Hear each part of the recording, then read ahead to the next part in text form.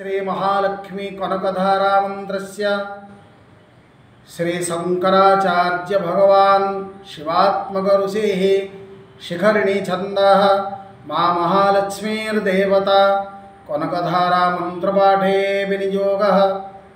अंगं हरे पुलकभूषणमाश्रयन्तीं भृङ्गाङ्गनेव मुकुलाभरणं तमालम् अंगीकृताखिलविभूतिरपाङ्गलीला मांगल्यदास्तु मम मंगलदेवतायाः मुग्धा मुहुर्विदधते वदने मुरारे प्रेमत्रपा प्रणिहितानि गतागतानि मालादृशो मधुकरेव महोत्परेजा शामे श्रियं दिशतु सागरसम्भवाय विश्वामरेन्द्रपदविभ्रमदानदक्ष मानन्दहेतुरधिकं मुरविद्विषोऽपि ईसन्निषेधतु मयि क्षणमिक्षणार्धं मिन्देवरोदरसहोदरमिन्दिराय आमीलिताक्षमधिगम्य मुदा मुकुन्द मानन्दकन्दमनिमेषमनङ्गतन्त्रम् आकेकरस्थितकनीनिकपक्मनेत्रं भुत्यै भवेन्मम भुजङ्गशयाङ्गनायः बाह्वन्तरे मधुजितश्रितकौस्तुभेजा हारावलेव हरिनीलमयी विभाति कामप्रदा भगवतोऽपि कटाक्षमाला कल्याणमावहतु मे कमलालयायाः कालम्बुदाळिललितो रसिकैटभारे धाराधरे स्फुरति जातडिदङ्गनेव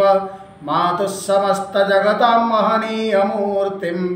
भद्राणि मे विशतु भार्गवनन्दनाय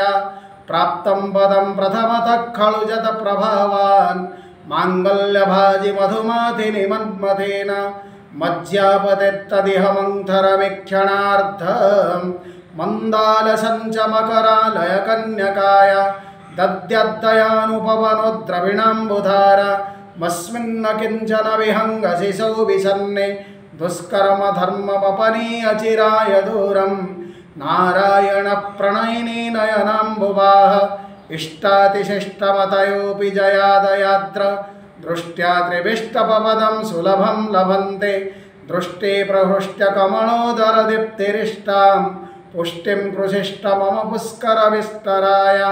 गिरिदेवतेति गरुडध्वजभामिनीति शाकम्भरेति शशिशेखरवल्लभेति सृष्टिस्थितिप्रलयकेळिषु संस्थितायै तस्यै नमस्त्रिभुवनैकगुरुस्तरुण्यै श्रुत्यै नमस्तु शरणागतरक्षणायै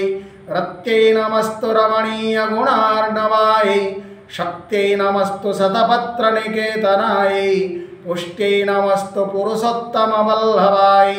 नमस्तु नालीकनिभाननायै नमस्तु दुग्धोदधिजन्मभूम्यै नमस्तु सोममृतसोदरायै नमस्तु नारायणवल्लभाय सम्पत्कराणि सकलेन्द्रियनन्दनानि साम्राज्यदानविभवानि सरोरुहाक्षि त्वद्वन्दनानि दुरिताहरणोद्यतानि मामेव मातरनिशं कलयन्तु नान्ये जत्कटाक्षसमुपासना विधे सेवकस्य सकलार्थसम्पद शन्तनोति वचनङ्गमानसीतां मुरारी हृदयेश्वरीं भजे शरसिजनिलये सरोजहस्ते धवलतरं सुखगन्धमल्लशोभे भगवते हरिवल्लभे मनोज्ञे त्रिभुवनभूतिकरि प्रसीद मह्यं दिग्हस्तिभे कनककुम्भमुखावपृष्ठ स्वरवाहिनी विमलचारुजलप्लुताङ्गीं प्रातर्नमामि जगतां जननीमशेषं लोकाधिनाथ गृहिणीममृताब्धिपुत्रीं कमले कमलाक्षवल्लभे त्वं करुणापुरतरङ्गितैरपाङ्गै अवलोकय मामकिञ्चनानां प्रथमपात्रमकृत्रिमं दयाय स्तुवन्ति ये स्तुतिभिरमुरन्वहं त्रयीमयीं त्रिभुवनमातरं रमां गुणाधिका गुरुधरभोग्यभाविनो भवन्ति ते भुवि बुधभावितास्सयाः श्रीमत्शङ्कराचार्यविरचितं महालक्ष्मी कनकधारा स्तोत्रं मां महालक्ष्मीस्वरूपा दुर्गादेव्यर्पणमस्तु।